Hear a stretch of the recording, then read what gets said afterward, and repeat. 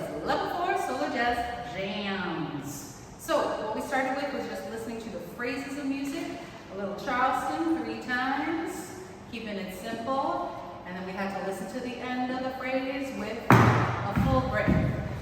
So we did that together, then we did that going around the circle just to get used to sharing that time.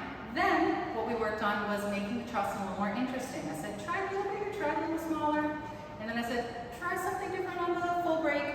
Then what we did is we examined some specific steps. So we started with fall off the log.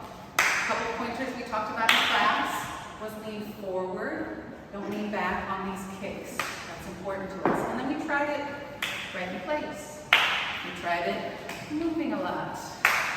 We tried it where we slowed things down, or we extended some things and added more of what we had in there. So we just explored that step, then we went around the circle in the jam. You didn't have to think of what to do because you had to do a fall off the log, but if you got bored with yourself, we had explored a couple different ways to do that. Then we did that same treatment with the boogies, boogie backs, boogie forwards.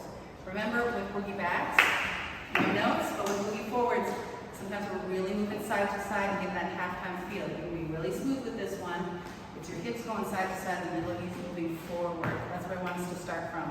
And then we talked about doing them in different directions, slower, waiting for it, etc., etc.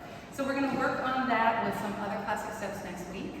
Everyone mixed it up in the jams, super nice. And we also worked on really paying attention to the person that went before us. Instead of thinking of what we're going to do, whatever their last step was our first step. So come on back next week for some more classic steps, redux,